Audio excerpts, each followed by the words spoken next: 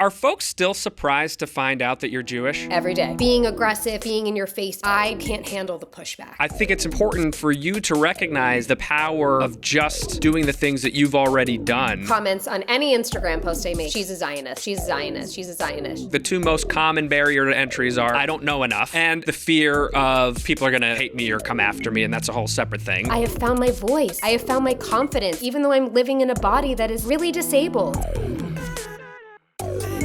All right, yous guys, let's get into it. My guest today is a true one of one with so many relatable qualities and experiences, many of which she tackles in her powerful new book, And So It Is, a memoir of acceptance and hope. But rarely are they all found in a single person. She's like a snowflake, unique but familiar, which, oddly enough, is the nickname often given to multiple sclerosis, the snowflake disease, which looks a little different on everybody, and of which she, like my wife Courtney, is a carrier. She's of Cuban, Greek, and Romanian Jewish descent. She played a core character on an iconic TV show that many regard as the best in the history of the medium. She also voiced Disney's first ever Jewish/Jutina princess. She recently said that coming public felt like the scariest thing in the world and ended up being the best thing in the world. And she wasn't even talking about her support for Israel. She's one of the nicest celebrities you could ever meet, a hit podcaster in her own right, and she's here with me today to teach me how to monetize this show for the love of God. Please welcome Meadow Soprano herself, Miss Jamie-Lynn Sigler. That was, I think, the best intro I've ever had. Yes, the streak continues. It's great to be here with you today. Are folks still surprised to find out that you're Jewish? Every day. All the time. What do you think that says about Jewish visibility? Well, I mean, I think first and foremost, people are shocked that I'm not Italian. Right. Like, at all. That's like what I come up against most. I think people have an idea in their head of what a Jewish person looks like, acts like, sounds like, and maybe I don't fit that mold for them. But for me, I grew up on Long Island and like everyone was Jewish. And I felt very identified as being Jewish. Yeah. Do you feel responsibility as a public figure who is Jewish to be a Jewish public figure?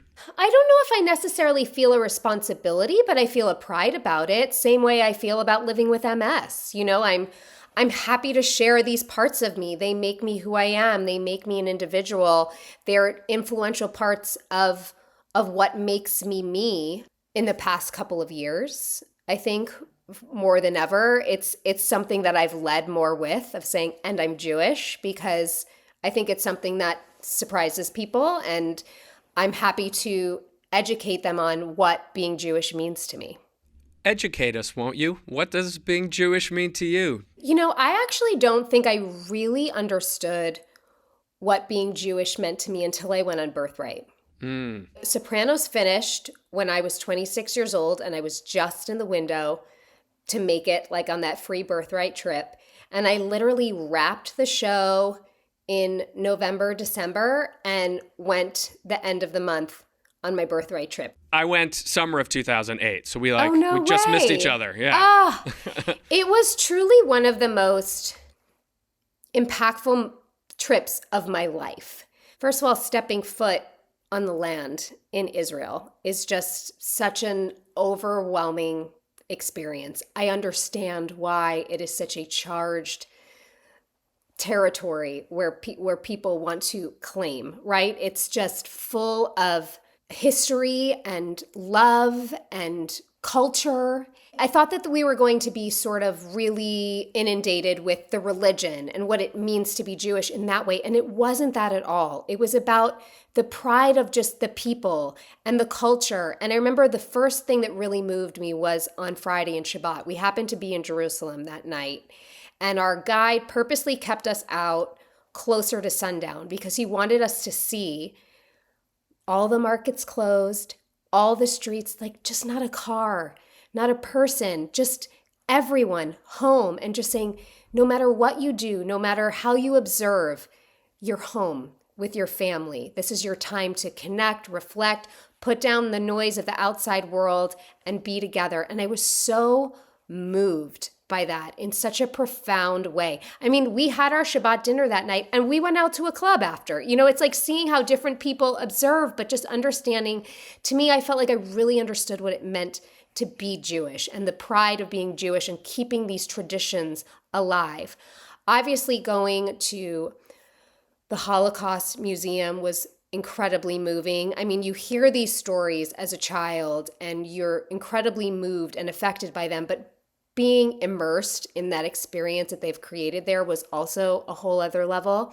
Also traveling around with people my age in the IDF, speaking to them, understanding their intentions for peace, the reasons why they are feeling prideful of the work that they are doing. It's like you get rid of the headlines and the noise and you get to the humans and you get their story. And I was just felt so connected in every which way. And I came home from that trip really, I don't know, feeling like I really understood my being Jewish and what I resonated with, that it's always felt like a piece of me. And I was like, oh, that's the Jewish part of me. I know their motto is one trip changes everything.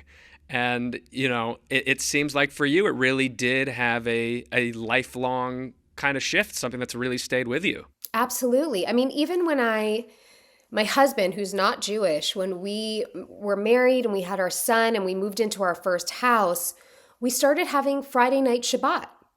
And it was for friends primarily that were Jewish, but other friends that weren't, that ended up becoming this like beautiful gathering every Friday of this potluck and with our son. And we would end up outside and, you know, just talking all night till 2 a.m. And it was with tradition we actually held for, I think, like 2.5 years. And it was amazing. It was just something that we all look forward to. We would, you know, go around the table, share what happened to us that week in just a really honest and authentic way. Felt really held. I feel like I really understood what community meant in that way too, which I think is a lot of what being Jewish is about too. It's beautiful. Do you have any kind of Shabbat practice now? Not as much, because now my boys are older and they play sports. And so my life revolves around their schedule, and we live in Texas, so Friday night is football. Let's talk a little bit about your boys, Jack and Bo. What sort of intention are you bringing with how you're raising them to understand what's important to you about being Jewish that you hope to impart to them? You know, when I was growing up, my mom is Cuban and was raised Catholic Cuban by the church. When she married my father, she converted to Judaism. So she ended up kind of knowing more about being Jewish than anybody in the family because of her process. To be honest, like, my relationship with God was very confusing because I had her sort of Catholic ways where, like, God's going to punish you, God is judging you. And I didn't feel like in Hebrew school that got rectified much. It took me some time in my life to sort of have a better understanding of my relationship with God and not it be so fearful and feel like it was more supportive and loving and unconditional. So for me with my kids, I think first and foremost, I wanted to frame that for them, that when you hear of God and you hear of this is a powerful being, energy that loves you no matter what, that's like got your back, that is protecting you and guiding you in every which way. Because my husband is not Jewish, we're not attending temple, we're not necessarily celebrating all of the holidays, but my brother's 5 kids are all Jewish, have been bar and bat mitzvah, so they have been to those types of events, they're interested. So I really try to explain to them that you are half Jewish. This is your blood. This is who you are. If this is something you want to explore, I support that. But no bar or bat mitzvah or going to temple will take away the fact that you are part Jewish. And I want them to feel the pride and understand what that means. And part of that is eventually, to me, taking them to Israel. Like, I cannot wait until I can take them there and have them experience that. Because again, I think that was really life-changing and affirming for me, of really connecting to a piece of myself that I wasn't quite sure how to before. Yeah. You've never been shy about embracing your Jewish identity publicly. You've posted Shabbats, you've posted bat mitzvah photos, you've talked about your love for Israel. How intentional are you with what you'll post and what you'll say? Is it again, like sort of what you said before, it's just me being me off the cuff? Or are you thinking about, I really want to put this out there for X reason? I mean, I think in the past couple of years, there's definitely a lot more thought that goes around things. It's been so devastating to see the way people are dividing and judging and discriminating. And my strong suit is not in a fight. I hate to say this, but like, I don't shine in advocacy in the way of like being aggressive and being in your face because I can't handle the pushback. It's just sort of not where I have found my voice quite yet. I have many friends who have, and I will, sort of share their posts and share their intention and share what they're doing. And I am grateful for them for having the courage and the words that sometimes I can't find for myself. That being said, I try to make my voice and my identity very clear in where I stand and what I believe. Those things end up penetrating and standing for themselves. I've not been able to express myself maybe in ways that I would want to, out of fear and out of just the lack of grace and ability to have the words to do so. I think it's important for you to recognize the power of just doing the things that you've already done, where so many have done nothing. The fact that you're out there posting your family bat mitzvah photo and saying on multiple podcasts, I love Israel, Israel's awesome. There are way more people not doing that than are in your position, like full stop. So I think it's very impactful and really important. So I, definitely support you and appreciate you for that, for sure. The thing I want to ask is, what do you think is missing? Like, what would it take for you to feel confident? You say it's something you might want to say, but you don't feel you have whatever, something's missing to allow you to do that. What do you think that is? I've been to Israel twice now. I've gotten to spend time with so many people from there that are so beautiful and kind and loving and amazing. And I hate to see an entire nation of people diluted into one single political view. It's unfair and it's wild to me. And I just don't, it's the same way you could do about America. Like you can't do that. You can't have one thing represent an entire nation of people and then reject why Israel exists. Like it's just, you're erasing history, or you're erasing so many stories and so many things that have led to this moment. And I sometimes I feel like I'm such an emotional person and I can't take on too much information. Do you know what I mean? It's like, I know what I know what I believe to be true. I know I'm a good person. I know I stand with what's right most of the time, or I try to. But because I don't have a lot of the facts and the information, I think that's what also keeps me from expressing myself, because I'm not going to be able to engage in a back and forth in the way that I want to. And I'm also just trying not to engage in any type of conflict, because that's what's getting us here in the first place. So yes, maybe by me just representing myself with pride, hopefully will be enough to stand on its own. I was going to say, I want to encourage you and people listening who might be feeling the same thing you're feeling, which I know is a lot of people, like what you just said is enough.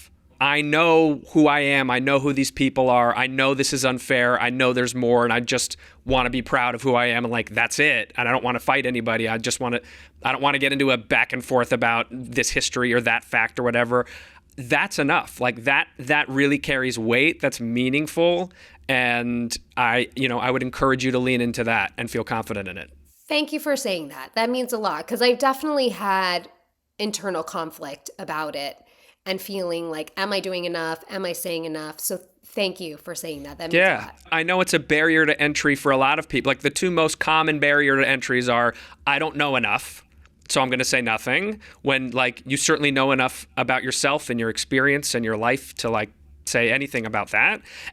Or it's the fear of people are going to hate me or come after me, and that's a whole separate thing. But I will say, I'm not sure what you've experienced, but in general, you just sort of swat away the flies, and the love you get is so much more potent.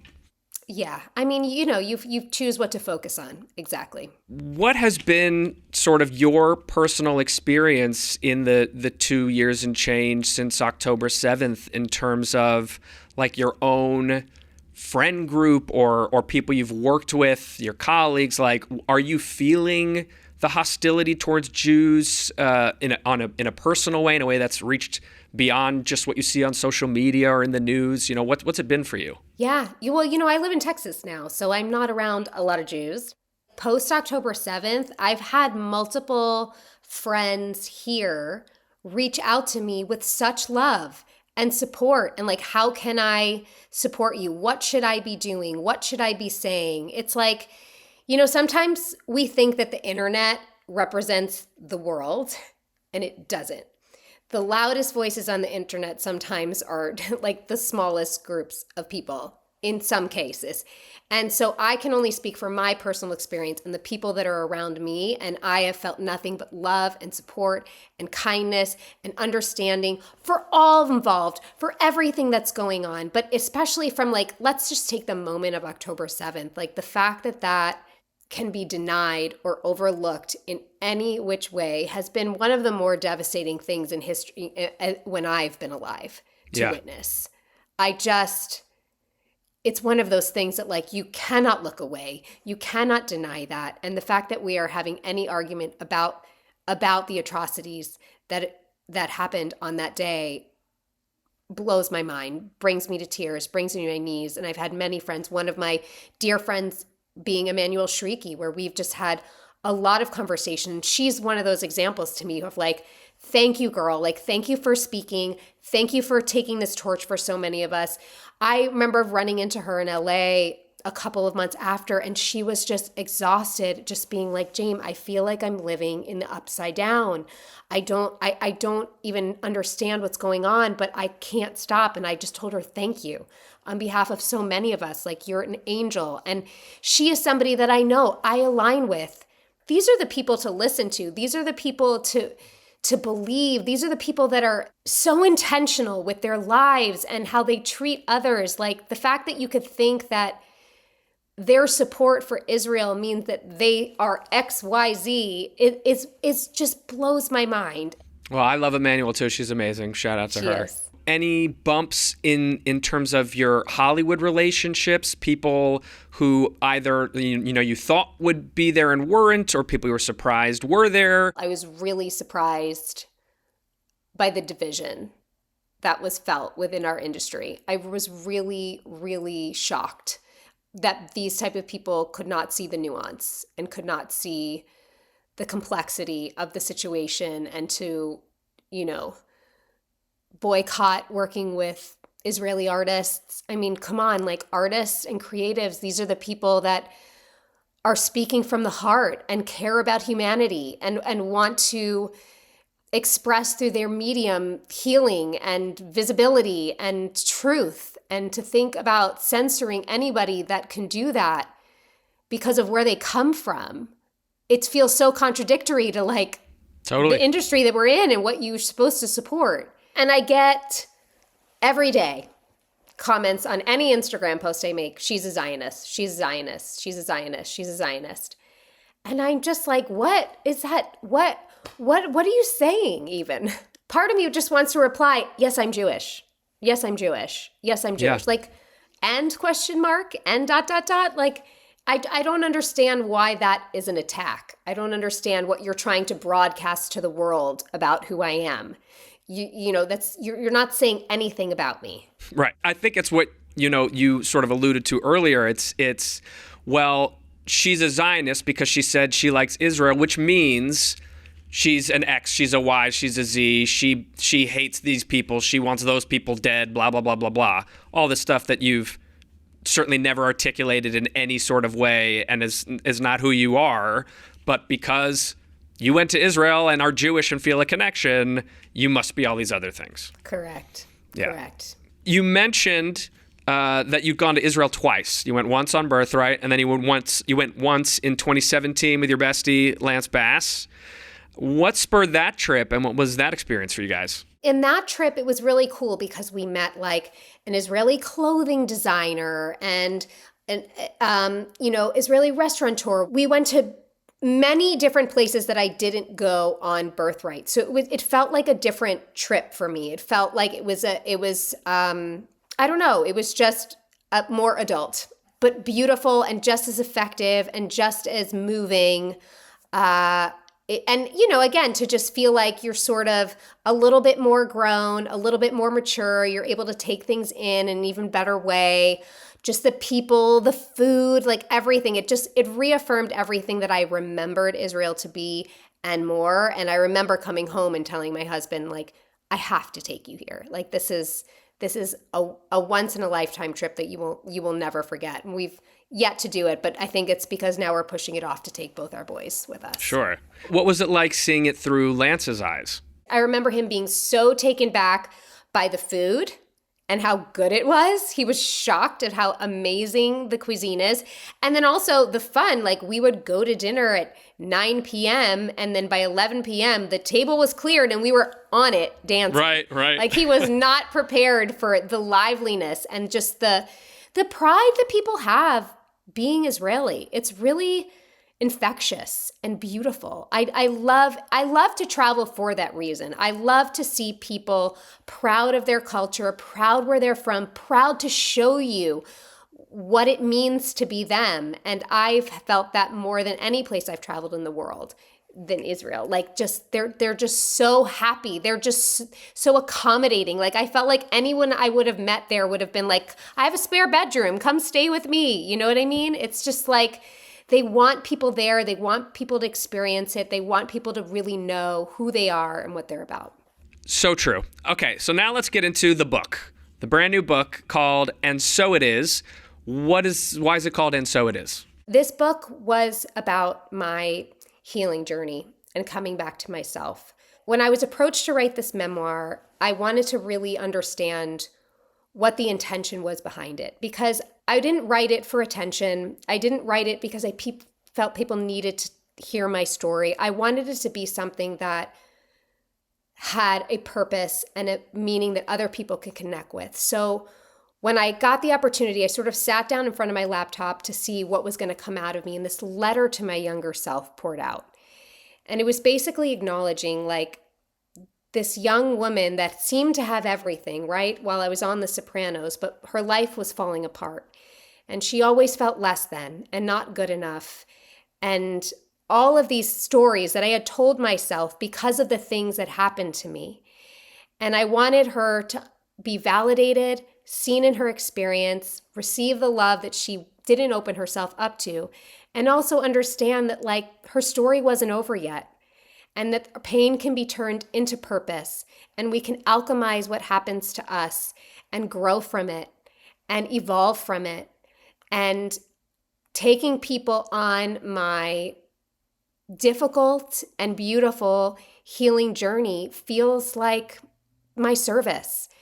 I was somebody that hid so much of myself, and knowing that so many of us do that. So many of us carry pieces of ourselves that we don't want to share because we feel for fear of being judged, or that they wouldn't love us or understand us. And I have slowly, over the past couple of years, learned to kind of take these walls down and take these stories and layers off myself and be vulnerable and be raw. And in that, I have found my voice. I have found my confidence, even though I'm living in a body that is really disabled.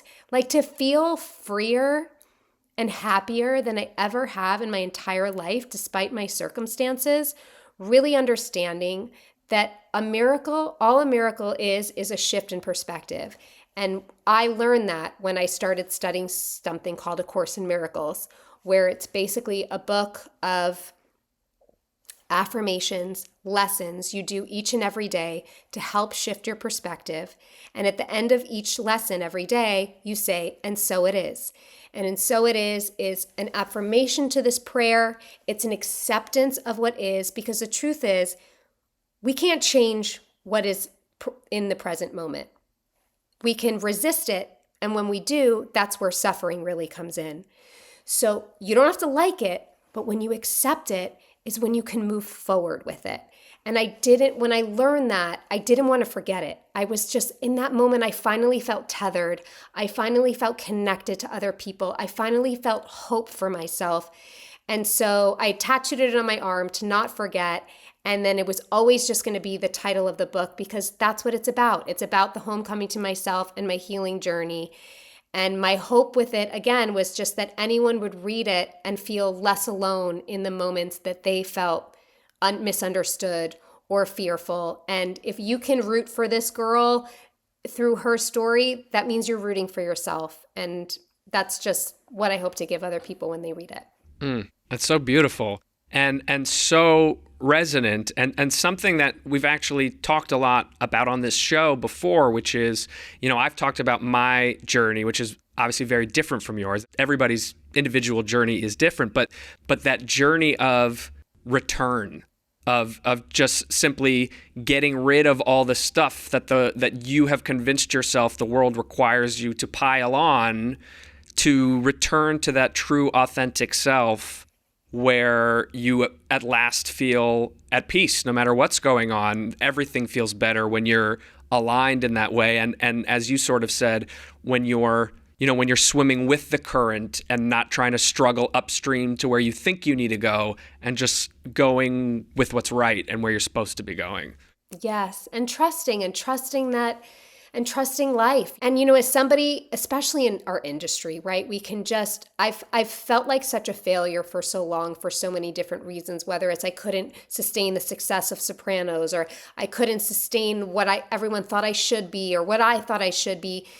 To be able to just share that openly and honestly, because no matter what anybody says to me, I promise you I've said it 10 times worse to myself. And just feel that freedom. I finally feel like I've loosened my white knuckle grip on my life. I know what I wish and dream for, but I'm unattached to how it comes to me, but actually feel ready for when it does. I'm curious hearing you talk about the genesis of the book. If you hadn't been approached, do you think you would have done this? And also, like, is the healing and the letting go and the freeing, all this that you've been experiencing, had that happened prior to the book, or was it through the process of writing it that a lot of that unleashed? Yeah, I think much like looking back through my whole life, you just sort of see your evolution, and you see the synchronicities, and you see the universe at play. I think podcasting over the past couple of years has started to open me up in ways that maybe I wouldn't have otherwise. You know what I mean? Started to allow me to sort of speak my mind and speak my truth. And because it's, you kind of forget when you're podcasting, like, this is an intimate conversation between us. You almost forget that other people are going to be listening to it. But it allowed me to feel more confident using my voice.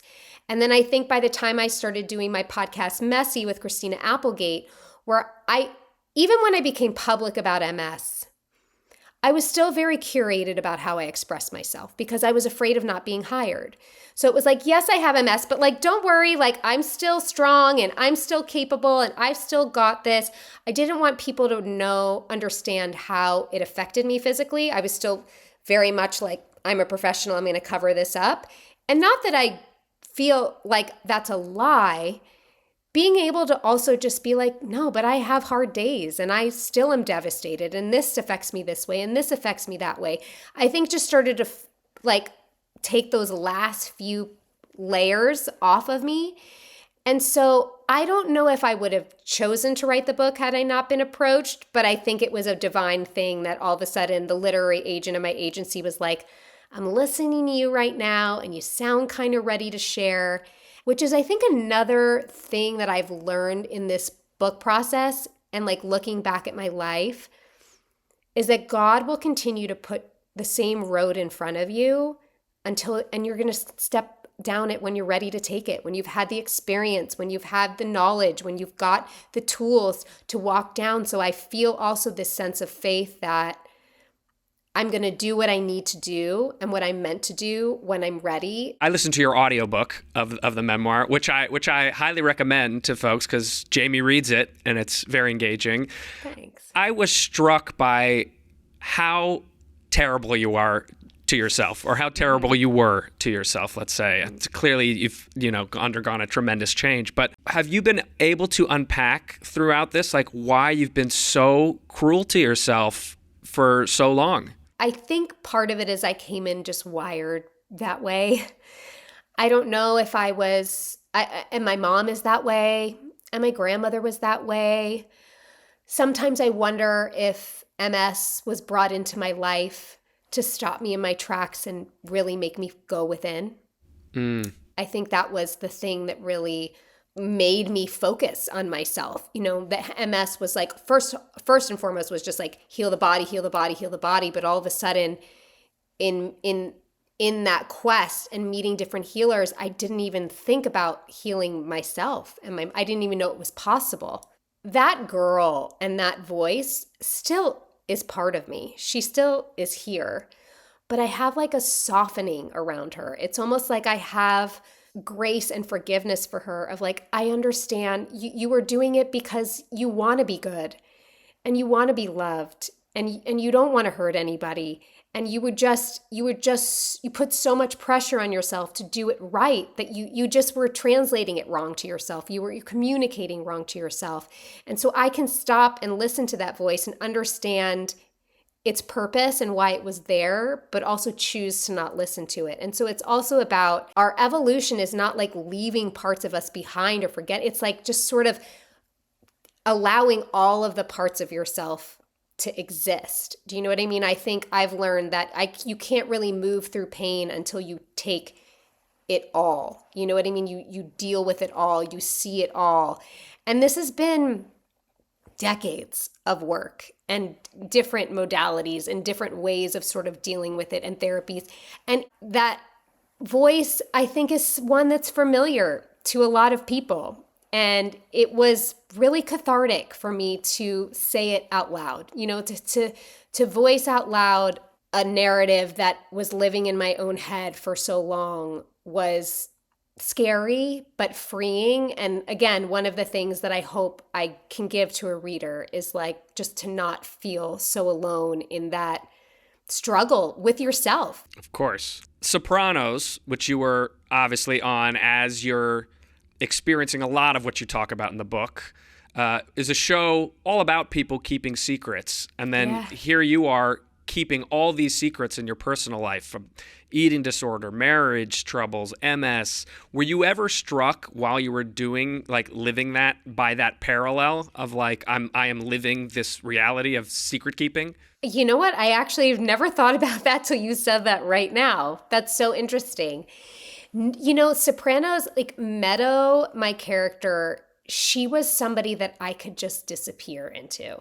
She was confident. She was self-assured. She said what she thought. She was not afraid of a reaction. And she was like the opposite of me.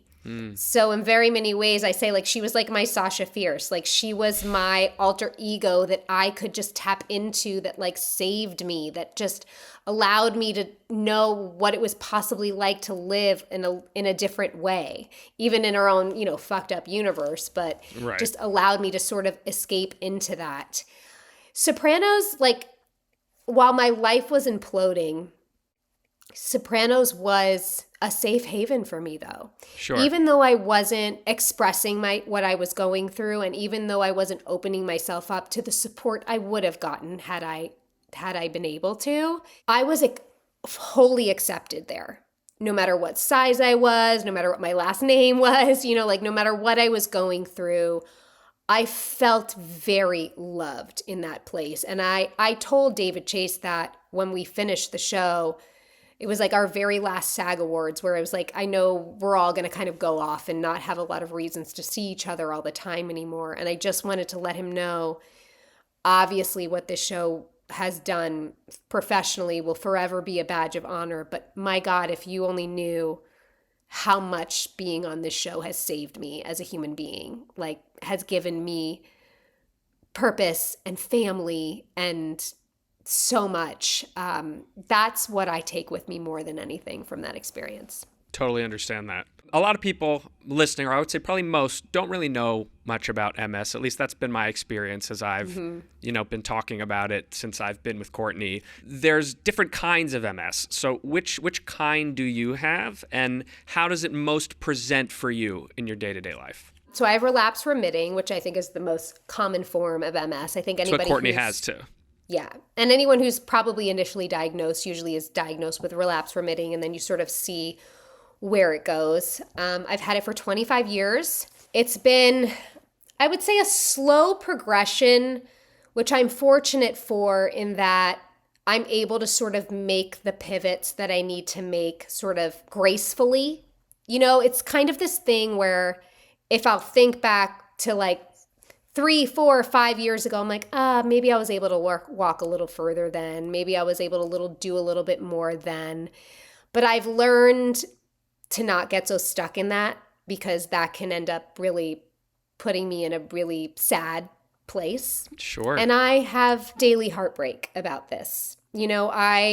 Especially I think when it comes to motherhood, there's so many things that I have to do because of the MS, not because it's my choice. Or there's so many things I can't do because of the MS. But for me now, I walk with a significant limp. You can't miss it. I usually take out a cane, which took me a long time to bring out. Had a lot of pride, a lot of shame around it. It's just kind of like I didn't want to be at this place, but I finally had to understand, like, why am I denying myself any kind of support? This is going to make my life easier. Like, what is that saying? Like, why am I making myself suffer because I'm worried about what people think of me? I've had bladder incontinence issues, which, takes some time to sort of figure out, which is also, devastating, embarrassing, all of the things. But in the spirit of just being honest and being vulnerable and also allowing other people to be seen, it's a privilege now for me to just share, because it's the truth about living with MS.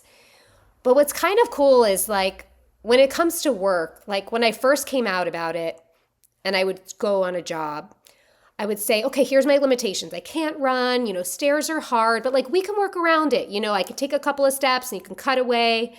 I was always met with love and support and people being like, sure, yeah, we've got you.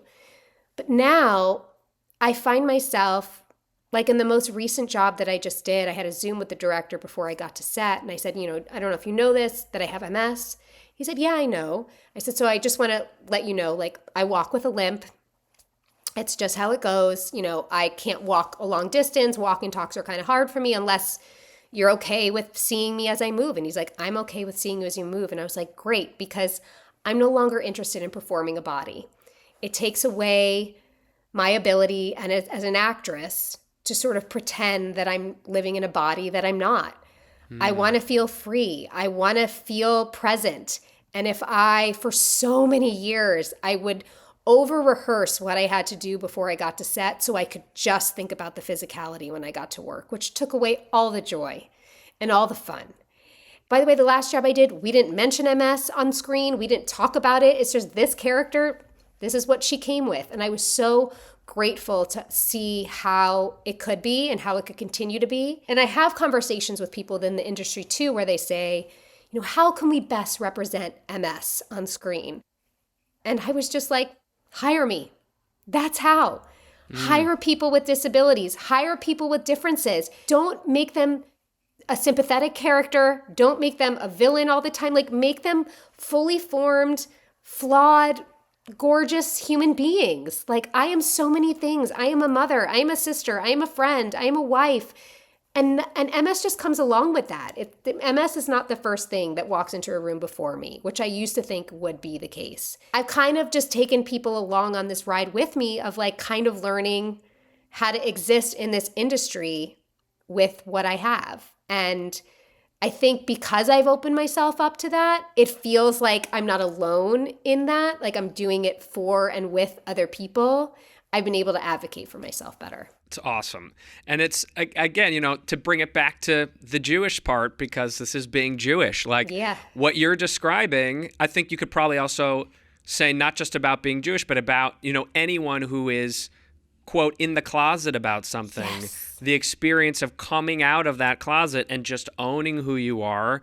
And what always ends up happening, at least, every experience I've heard, is that you find such acceptance and love, and you're so afraid of the rejection, you don't want to take the risk. But really, what you're risking is not getting the opportunity for all this amazing acceptance that's sort of waiting there for you, and people who are so ready to embrace you and see you and support you. Exactly. And people love to help. Yeah. They really do. I used to feel so insecure about feeling like a burden or feeling extra, that I would need this. And I remember I was a guest star on this show, Big Sky, for a couple of episodes. And then they brought me on as a series regular. And I remember when I first got there, I don't want to be a problem. Like, Jamie, do you need this? No, you guys, I got it. I'm good. I'm cool. I'm totally fine. And then after a couple of episodes, it's like, the crew started to learn and see me. And they were like, hey, Jamie, we got a chair here waiting. It's just a little closer to set. Hey, Jamie, we park your trailer a little closer here. It's just like, and I know that it made them happy to do that. They also showed me that it wasn't a big deal. Right. It wasn't a big deal to make an accommodation for somebody that needs one. The reward just so outweighs the fear of what could possibly happen. So I'm glad you're experiencing that. And as you said, I would encourage anyone who's holding back something of themselves to go for it. The rewards are just so overwhelmingly worthwhile. Absolutely. You mentioned the Messy podcast that you co-host with Christina Applegate. I listened to a recent episode where you had your husband, Cutter, on. Oh, cool. Yes, because obviously, I listened to a couple as I was preparing, but I was like, oh, it's the husband one. Yeah. And, I'm and a it's husband. A similar role for you. Of course, I'm a husband of an amazing woman who has MS also. I really appreciated you sort of shining a light on that partner dynamic, which for me, and I know for any caretaker, partner, parent, whoever who loves somebody who has MS, it's a very sort of hidden part of our existence, where it's, you don't really get to talk about it unless somebody knows you well enough to kind of really directly ask you about it, because, it's not apparent. And you're also, of course, always deferring to the person who actually has the MS, like, it's their thing to talk about. It's not yours. So I just wanted to give you guys props for having that conversation. I'm like the total target audience member for that episode. It sounded like you guys were really discussing some stuff that you had not discussed before. And I'm curious if anything like shifted materially for you all since that conversation. My first intention of having him on Messy was to highlight the caregiver's experience, because I think it is fair and I think it's important, because he is on this ride with me every day and he anticipates things for me. He helps me. MS affects our whole family. And I never want anyone to feel like their feelings and their experience is less valuable than mine. I get the love and acknowledgement all the time of what I live with and what I persevere with, but I would not ever want him to feel like I didn't want to acknowledge his experience. I think the thing that surprised me most was when he told me that the only thing that hurts him is when I say sometimes in a moment of struggle, you don't understand what I'm going through. Mm. And for him to tell me like that hurts my feelings, because the thing I care about the most in this world is what you're going through. And I do my best to understand what you are going through. And while he doesn't physically feel what I feel, he emotionally can connect with what I'm experiencing. And to me, that was the biggest takeaway, was like, oh, wow. Okay, I promise you that I will not say that to you anymore, because he is too good of a man and too good of a partner for me to diminish any of his support and love and the way he shows up for me. He's just he's really good at taking care of people. And I need someone like that. I needed somebody to be like, no, you're not doing this alone. I'm going to take care of you now. And I credit so much of who I am today and how I'm able to share all of the things that I feel comfortable sharing, because he loves and accepts all those parts of me, you know? Yeah, it's amazing. I heard you use the word earlier. You said, I'm heavily disabled. Do you identify like as a person who is disabled now? And how has that mental shift been for you? It's a hard one. I can only imagine. I think I say it out loud more because I'm also still trying to like believe it. I wasn't born this way. Right. And I've lived now more years with MS than not. I mean, I was on Broadway once upon a time, and I danced and I sang, and like to feel disconnected from that part of me is really hard. So saying sometimes I'm disabled, like I know it's not, but for me sometimes it feels like it's putting a fork in like that will never be anymore. That is not who I am and what I can do. So, just being really transparent, it's not that I'm ashamed of having a disability. It's just more the acceptance of like, this is where my life is now. What of the singing and dancing piece, like what of that is off the table? I can look, decent on a dance floor if I don't have to move around and twirl around. Mm-hmm. Singing I can still do. And I actually didn't sing for a really long time. When I would go to sing, I would cry. I would have grief, like such sadness that for me, singing was always theater and on stage and musicals. And so it's like I would go to open my mouth and I literally would like heave, cry.